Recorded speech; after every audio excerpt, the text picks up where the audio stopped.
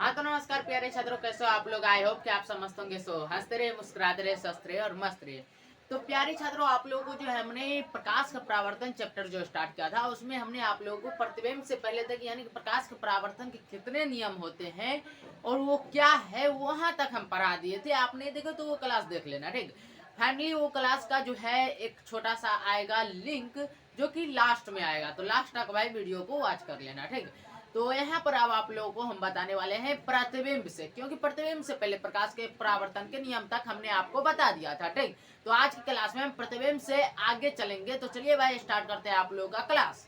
हाँ तो प्यारे साथियों, आ जाते हैं अब टॉपिक पर। थोड़ा सा बैकग्राउंड साउंड नॉइज की तरह आ रहा होगा बच्चे के किलकारी, तो उससे भाई आप लोगों को थोड़ा सा एडजस्ट करना पड़ेगा, ठीक। हम कोशिश करेंगे ऐसा ज्यादा नहीं आए, लेकिन आपको थोड़ा सा एडजस्ट करना पड़ेगा। तो चलो भाई यहाँ पर स्टार्ट करते हैं आप लोगों का क्लास। यहाँ पर प्रतिबिंब के बारे में पहले आप समझ लीजिए। जब कोई प्रकाश की किरण आती है, ठीक, दर्पण से जब उसका परावर्तन होता है, तो दर्पण से परावर्तन के बाद जिस बिंदु पर वो प्रकाश का जो रेखा गया है, प्रकाश किरण पुंज जिस बिंदु पर मिलता है या फिर आपको आभास होता है कि वो मिल रहा है, तो उसी बिंदु पर उसका प्रतिबिंब बनता है, ठीक। तो यह प्रतिबिंब की सिंपल सा परिभाषा होगी। दूसरी बात ये होगी, प्रतिबिंब भाई दो प्रकार के होते हैं। एक वास्तविक प्रतिबिंब होता है, एक काल्पनिक प्रतिबिंब होता है, जिसको आभासी प्रतिबिंब कहते हैं, काल्पनिक प्रतिबिंब को, ठीक। और आगे चलेंगे तो आगे आप लोगों को बता दें कि वास्तविक प्रतिबिंब क्या होता है। तो भाई जब दर्पण से किसी भी दर्पण से, उत्तल दर्पण हो या फिर अवतल दर्पण हो, दोनों में से किसी भी दर्पण से या फिर समतल दर्पण के, तीनों में से किसी भी दर्पण से प्रकाश जब दर्पण से परावर्तन के बाद जो है जिस बिंदु पर वास्तव में मिलता है, ठीक, यहाँ यानी कि जिस बिंदु पर कह सकते हैं सही में ओरिजिनल में मिलता है, उस बिंदु पर हमें वास्तविक प्रतिबिंब मिलता है, प्राप्त होता है, ठीक। और जिस बिंदु पर हमें जो है आभास होता है, मतलब उसको हम क्या कर सकते हैं, माना की लेट्स, यानी कि माना की, जैसे मैथ पढ़ते हैं तो उसमें आप लोगों को माना की वाले टॉपिक, आप लोग माना की ये चीज ऐसा है नहीं है, ये मैथ में पढ़ते होंगे, ठीक। माना कि लड़के का वर्ष मतलब श्याम का वर्ष वाई वर्ष, श्याम का उम्र वाई वर्ष है, इस प्रकार से आप टॉपिक पढ़े होंगे। नाइन्थ में नहीं पढ़े होंगे तो मैथ में पढ़ लेंगे भाई, दो चारों वाले रैखिक समीकरण युग्म में, ठीक। तो यहाँ पर बताते हैं जब उसमें माना कि, तो वो क्या है, एक आभासी, हमने इमेज किया अपने दिमाग में कि हम मान रहे हैं भाई। तो यहाँ पर आभासी प्रतिबिंब क्या होता है कि आभासी प्रतिबिंब हमें दिखता नहीं है। आभासी प्रतिबिंब जब बनता है तो हमें दिखता नहीं है, लेकिन अपने दिमाग में हम उसे इमेज करते हैं, मतलब ऐसा हो रहा होगा, मतलब हम आभास करते हैं कि ये प्रतिबिंब इस जगह बन रहा होगा, ठीक। तो यानी कि अपने दिमाग में इमेजिनरी करना, मतलब अपने दिमाग में आभास करना। जैसे हवा बहती है तो हवा को हम नहीं देख पाते हैं, लेकिन हवा बहती है तो उसका आभास हमें होता है, अनुभव हमें होता है कि हाँ भाई हवा बह रही है, क्योंकि पता नहीं कैसे न कैसे हमारे शरीर से वैसा आभास हमें उत्पन्न हो जाता है कि भाई हवा अभी जस्ट बही है, अभी बहुत तेज थी, अब स्लो हो गई है। तो ये हम क्या करते हैं, आभास करते हैं, यानी कि अपना अनुभव करते हैं, ठीक। तो ये आभासी प्रतिबिंब भी कुछ उसी प्रकार का होता है, ठीक। तो अब चलो भाई जो लिखे हैं वो समझा देते हैं, ठीक। यहाँ पर देखो लिखेंगे पहले प्रतिबिंब। देखो प्रतिबिंब में क्या लिखा है हमने, तो लिखे है कि किसी बिंदु स्रोत से, किसी भी बिंदु स्रोत से जो है आती प्रकाश की किरणें जब दर्पण से परावर्तन के बाद जिस बिंदु पर मिलती है या फिर मिलती हुई प्रतीत होती, मतलब मिलता हुआ आभास होता है, तो उसे क्या कहते हैं भाई, उसे उस बिंदु स्रोत का प्रतिबिंब कहते हैं। यहाँ तक क्लियर। प्रतिबिंब वाला टॉपिक हमें लगता है क्लियर हो गया होगा। मतलब कोई भी जो है वस्तु से हमें प्रकाश जो है आती है, लेकिन किसी वस्तु के से आती हुई प्रकाश को कभी कभी हम देख लेते हैं और कभी कभी नहीं देख पाते, आभास करते हैं, ठीक।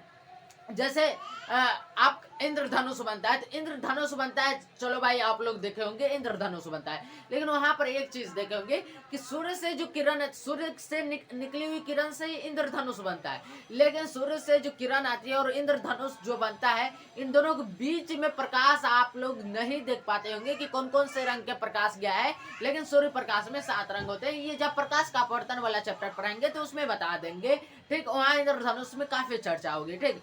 तो इंद्रधनुष जब बनता है तो आप लोग देख पाते हो कि नहीं, कहाँ से लाइट आ रहा है इंद्रधनुष बनने के लिए, नहीं देख पाते हो, लेकिन हाँ आभास होता है कि भाई इंद्रधनुष पश्चिम साइड बन रहा है, तो जरूर पूरब साइड जो है सूर्य होगा, और अगर सूर्य पूरब साइड है तो इंद्रधनुष पश्चिम साइड बन रहा है, अगर सूर्य पश्चिम साइड है तो इंद्रधनुष पूरब साइड बनेगा। इंद्रधनुष कभी भी उत्तर दक्षिण में नहीं बन सकता, क्योंकि सूर्य जिस इंद्रधनुष जो है जिधर सूर्य रहता है उसके उल्टा बनता है, उसके विपरीत बनता है, ठीक। तो इंद्रधनुष को आप लोग देखे होंगे, कभी भी इंद्रधनुष उत्तर और दक्षिण दिशा में नहीं बनता है। वो क्यों नहीं बनता है? क्योंकि आप उत्तर और दक्षिण दिशा में डायरेक्ट सूर्य का प्रकाश नहीं पहुंच सकता है। तो ये बाद की बात रही, इंद्रधनुष चैप्टर पढ़ाएंगे तो इंद्रधनुष टॉपिक पढ़ाएंगे तो उस टाइम ये अच्छे से चर्चा करेंगे। लेकिन यहाँ पर हमने ये समझाने के लिए कहा, जैसे आप फोटो खींचते हो, ठीक, फोटो खींचते हो तो वो उसमें आपका भाई आपका चेहरा है, ठीक, जैसे अभी वीडियो बन रहा है, ठीक, तो यहाँ पर हमारा चेहरा आप लोगों को दिख रहा होगा और हम कैमरे में देख रहे हैं, ठीक। तो ये कैमरे और हमारे बीच में क्या हो रहा है, यहाँ पर वास्तविक प्रतिबिंब भी नहीं बन रहा है, आभासी बन रहा है। क्यों? क्योंकि आप जो देख रहे हो वो आप मोबाइल पर देख रहे हो और हम मोबाइल में देख रहे हैं। आप मोबाइल के स्क्रीन पर देखते हो, हम मोबाइल के कैमरे पर देख रहे हैं। तो इस बीच में कैसा प्रतिबिंब बन रहा होगा? आभासी प्रतिबिंब बन रहा होगा, ठीक। तो ये क्लियर होना चाहिए, ठीक। मतलब आप आभास करते हो कि हाँ भाई ये चीज है, ठीक। जैसे हम यहाँ पर एक चीज बताते हैं, यहाँ अगर हम मारकर, सॉरी लाइट तो बहुत ज्यादा है, एक दो लाइट हमें क्या करना पड़ेगा यहाँ पर, वैसे देखो यहाँ पर समझाते थे, ये मार्कर हमें दिख रहा है, इस मार्कर का प्रतिबिंब अगर बनेगा तो हमारे नेत्र में बनेगा। तो ये कैसा प्रतिबिंब बनेगा? हमारे नेत्र में भाई वास्तविक प्रतिबिंब बनेगा, वास्तविक, क्योंकि ये भाई हमें वस्तु है और ये हम जो है इस वस्तु को अच्छे से देख पा रहे हैं और इसका प्रतिबिंब हमारे नेत्र में यानी कि आंख में बन रहा है, तो हमें वास्तविक प्रतिबिंब दिख रहा है। यहीं पर अगर आप मान ले तो समतल दर्पण, ठीक, समतल दर्पण में जो आपका प्रतिबिंब बनता है वो कैसा प्रतिबिंब बनता है बताओ भाई? वो आभासी प्रतिबिंब बनता है। समतल दर्पण में आपका आभासी प्रतिबिंब बनता है, क्योंकि आप वहां समतल दर्पण में जो चेहरा देखते हो, ठीक, वो चेहरा तो आप अपना चेहरा समतल दर्पण में देख रहे हो, लेकिन आप अपने आंख से अपना चेहरा तो नहीं देख पा रहे हो, अपने आंख से अपना चेहरा नहीं देख, उसी दर्पण की, समतल दर्पण की मदद से आप देख रहे हो, ठीक। तो वहां जो समतल दर्पण है, समतल दर्पण में वास्तविक प्रतिबिंब बन रहा है, लेकिन समतल दर्पण से फिर आपके नेत्र तक जो प्रतिबिंब गया उस टाइम आपके नेत्र में आभासी प्रतिबिंब बन रहा है, ठीक। तो ये सब क्लियर होना चाहिए, मतलब इस बीच आभासी प्रतिबिंब। तो यहाँ पर कहने का मतलब कि आप जिस बिंदु पर वास्तव में प्रतिबिंब, मतलब जिस बिंदु पर जो है वास्तव में दर्पण से परावर्तन के बाद प्रकाश मिलता है तो वहाँ वास्तविक प्रतिबिंब बनता है। लेकिन जहाँ पर हम आभास करते हैं कि हाँ भाई यहाँ मिल रहा होगा अनंत दूरी पर, भाई जब भी अनंत दूरी की बात आएगी तो अनंत दूरी पर आभासी प्रतिबिंब बनता है, ये क्लियर रखना, ठीक। अनंत दूरी पर आभासी प्रतिबिंब, क्योंकि हम आभास करते हैं वहां भाई प्रतिबिंब बन रहा होगा, ठीक। तो ये बहुत अनंत दूरी, मतलब बहुत दूर की दूरी पर हम अंदाज कर सकते हैं, अपना अनुमान लगा सकते हैं। अनुमान लगाना ही आभासी होता है, ठीक। आभासी पर काफी चर्चा कर लिया। अब यहाँ पर देखो, तो ये हो गया। तो यहाँ पर अब देखो, एक वास्तविक की चर्चा हमने की, एक आभासी की। तो अब इसी से निकल के आता है कि प्रतिबिंब जो है दो प्रकार के होते हैं, ठीक। एक कौन सा? तो वास्तविक प्रतिबिंब और दूसरा काल्पनिक, जिसे हम आभासी प्रतिबिंब भी कहते हैं। काल्पनिक मतलब क्या? कल्पना करना, अपने मन से अनुमान लगाना, ठीक। अब चलो इस पर नेक्स्ट वास्तविक प्रतिबिंब की थोड़ी परिभाषा लिख लेते हैं। इधर काल्पनिक प्रतिबिंब का परिभाषा, इधर वास्तविक प्रतिबिंब का परिभाषा। परिभाषा में लिखे हुए हैं वास्तविक प्रतिबिंब में कि किसी बिंदु स्रोत से टॉर्च हो या फिर मोमबत्ती हो या फिर जलता हुआ लालटेन हो या फिर सूर्य के किरण हो या फिर बिजली का जलता हुआ बल्ब हो, किसी भी स्रोत से जो है आती हुई प्रकाश की किरणें जब दर्पण से परावर्तन होता है, दर्पण से जब उसका परावर्तन होता है, तो उसके बाद जिस बिंदु पर वो किरण जो है वास्तव में मिलती है उसे उस बिंदु स्रोत का वास्तविक प्रतिबिंब कहते हैं। जैसे आप लोग अनजाने में हो या आपने जानबूझ के किए हो, लेकिन आपने एक बार ऐसा जरूर किया होगा कि जिस टाइम सूर्य का प्रकाश आ रहा है, लगभग 2 या 3 बजे के आसपास हम लोग किए थे। तो जिस टाइम सूर्य का प्रकाश आ रहा था, हमने क्या किया, समतल दर्पण यानी कि अपने घर में जो दर्पण होता है, आईना, ठीक, उसको हम लेकर के बाहर आए और उसको जो है हमने एक ऐसा अचानक हो गया मेरे साथ कि हम लेकर के बाहर आ रहे थे, घर से बाहर निकल रहे थे, लेकिन वो दर्पण का अचानक जो है सूर्य के प्रकाश जो आ रहा था वो दर्पण पर अचानक पड़ा और वो दर्पण से डायरेक्ट किसी और जगह उसका जो है प्रकाश बनने लगा। तो उस टाइम हमें तो समझ में नहीं आया, लेकिन जब ये टॉपिक हमने 10th में पढ़ा तब समझ में आ गया भाई ये कला है। मतलब सूर्य से प्रकाश जो आ रही है उसका समतल दर्पण जो हमारे पास था उस पर पड़ा किरण, ठीक, और वो किरण फिर वहां से निकल के किसी और जगह पर जाकर के अपना प्रतिबिंब बना रहा है। तो यहाँ पर क्लियर एक चीज ये हुआ कि ये वास्तविक प्रतिबिंब बन रहा है। कैसे? तो सूर्य का प्रकाश आया और दर्पण से डायरेक्ट परावर्तन के बाद वहां पर चला गया और वास्तव में हमें दिख रहा था कि भाई वहां पर है, वहां पर बन रहा है प्रतिबिंब, वहां पर लाइट कुछ ज्यादा ही फोकस हो रहा था। तो हम समझ गए क्या कि यहाँ जो है वास्तविक प्रतिबिंब बन रहा है। आपको नहीं विश्वास हो रहा है तो आप अभी तो क्या कल कल सुबह में आप करके देखिएगा, ठीक है।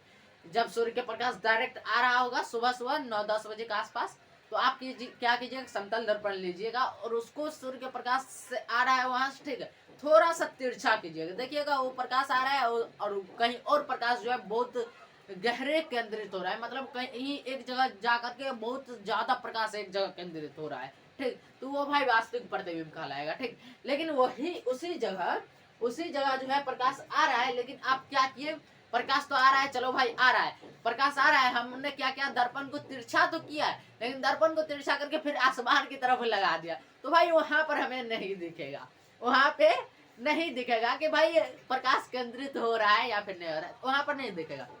लेकिन वहां पर हम क्या करेंगे, आभास करेंगे, अपनी कल्पना करेंगे कि वहां भाई केंद्रित हो रहा होगा प्रकाश, तो ये हम कल्पना करेंगे, ठीक।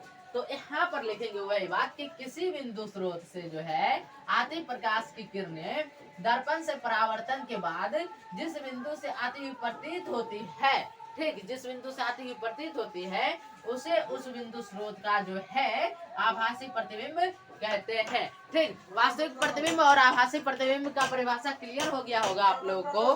तो यहाँ पर एक सेकंड, तो यहाँ पर जो है आप लोग को वास्तविक प्रतिबिंब और आभासी प्रतिबिंब क्लियर हो गया होगा। तो एक चीज आप लोग जान लीजिए, ये वास्तविक प्रतिबिंब आभासी प्रतिबिंब क्लियर। अब यहाँ पर यही क्वेश्चन आपको आएगा वास्तविक प्रतिबिंब और आभासी प्रतिबिंब में अंतर के लिए।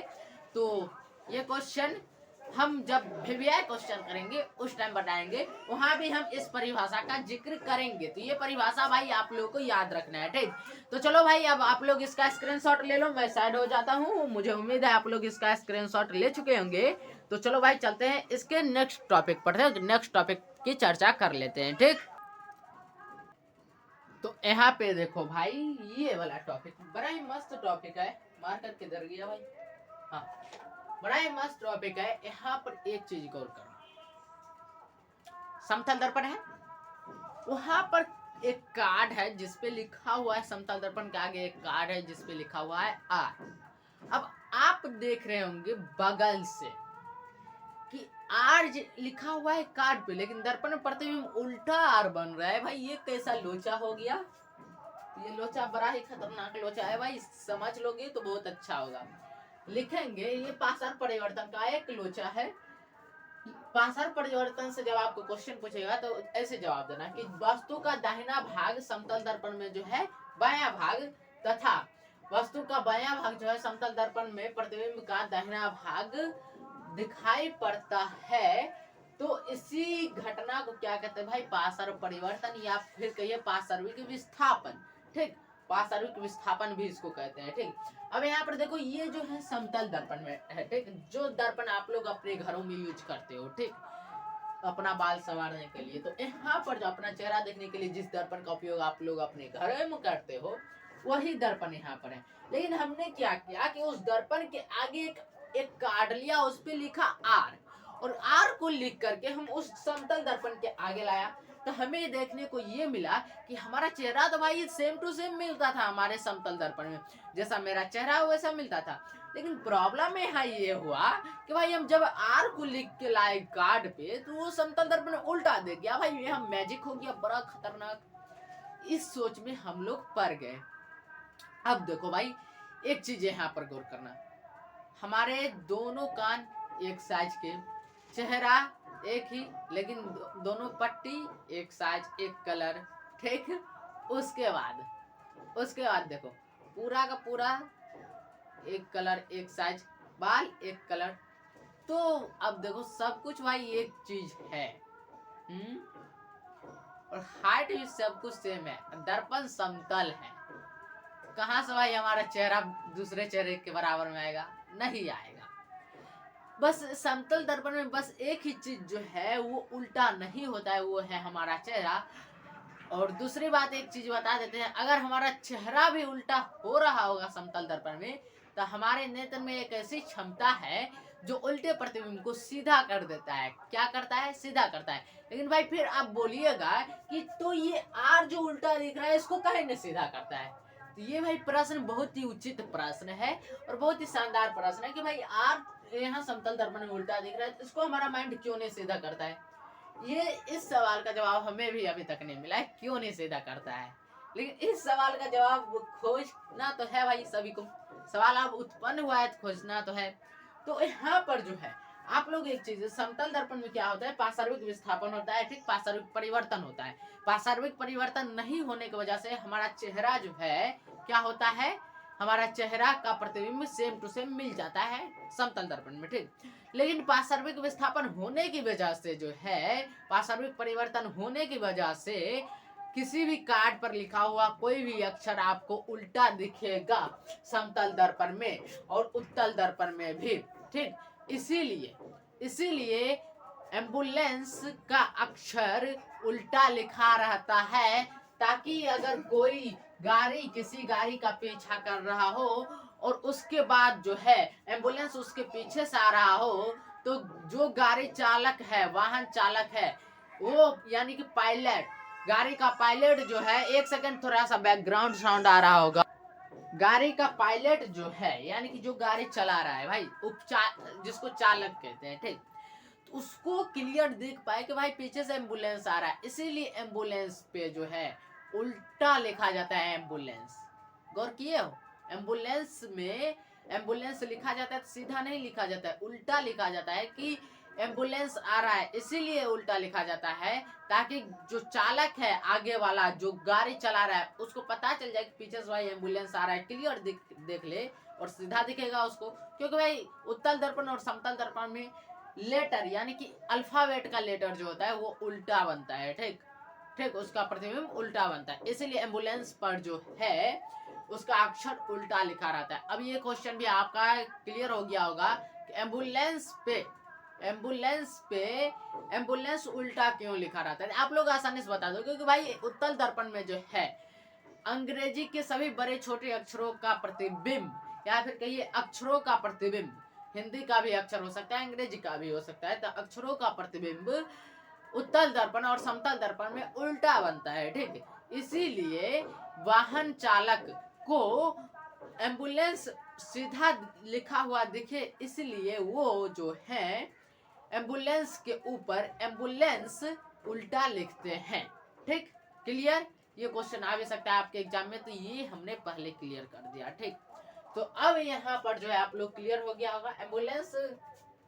एम्बुलेंस जैसे ये हम लिखे एम्बुलेंस ऐसे ही नहीं लिखाता है भाई, एम्बुलेंस जैसे हम ये लिखे, ठीक, एम्बुलेंस शायद जैसा भी हो, एम्बुलेंस ऐसे शायद लिखाता है। तो यहाँ पर जो ये एम्बुलेंस हम लिखे हैं, ये एम्बुलेंस में उल्टा लिखा रहता है। कैसे, तो ई को पलट दो, ऐसे लिखा रहता है, सी एन कैसे रहता है भाई, एन ऐसे रहता है शायद, ऐसे रहता है, एन ऐसे ही नहीं रहता है, एन सीधा रहना चाहिए भाई, एन अगर पलटेगा भी तो कोई फर्क नहीं पड़ने, हाँ पड़ने वाला है भाई, फर्क पड़ने वाला, एन ऐसे रहता है, और ए जैसे है वैसे ही रहता है भाई, ए ऐसे ही रहता है शायद, एल ऐसे रहता है, यू जैसे का तैसे रहता है, यू बी ऐसे रहता है, ऐसे बी रहता है, और एम भाई वैसे रहता है, और ए भी वैसे ही रहता है, ऐसे शायद लिखा रहता है एम्बुलेंस में रेड कलर से। तो ये एम्बुलेंस वाली बात हम जो है ऐसे हो जैसे हो भाई, हम नहीं जानते हैं कैसे लिखा रहता है, लेकिन एम्बुलेंस में उल्टा लिखा रहता है सभी अक्षर, ठीक। तो यहाँ पर जो है आप लोग क्लियर समझे, पार्श्विक परिवर्तन की वजह से जो है यहाँ पर सभी अक्षर का प्रतिबिंब उल्टा बनता है उत्तल दर्पण और समतल दर्पण में, ठीक। क्लियर, आप लोग फटाफट से इसका स्क्रीनशॉट ले सकते हो। मैं साइड हो गया हूँ, आप लोग फटाफट से इसका स्क्रीनशॉट ले लो, मुझे उम्मीद है आप लोग इसका स्क्रीनशॉट ले चुके होंगे। तो चलिए भाई चलते हैं नेक्स्ट टॉपिक पर, ठीक। हाँ तो भाई ये तो मिट गया, और आज के लिए भाई इतना ही रहने देते, उससे पहले जाते जाते एक शेयर हो जाए कि सोचा ना था ऐसी कभी दोस्ती होगी, साथ मेरे तेरे जैसी हस्ती होगी, जन्नत की गलियों का ख्वाब क्या देखूं, ए दोस्त तू साथ रहेगा तो नरक में भी मस्ती होगी। ठीक भाई, आप लोग अपने दोस्तों को बोल देना। ठीक, तो आज के लिए बस इतना ही रहने देते हैं भाई। आज का क्लास को यहीं पर रोकते हैं क्योंकि थोड़ी ज्यादा ही बैकग्राउंड साउंड आ रही है। तो मिलते हैं नेक्स्ट क्लास में, तब तक के लिए हंसते रहिए, मुस्कुराते, स्वस्थ रहिए और मस्त रहिए। ध्यान रखिएगा, नेक्स्ट क्लास में हम करेंगे गोलीय दर्पण से टॉपिक। ठीक, तो हमें उम्मीद है आप लोग क्लियर समझ गए होंगे हमारी बात को। तो मिलते हैं भाई नेक्स्ट क्लास में, तब तक के लिए जय हिंद, जय भारत।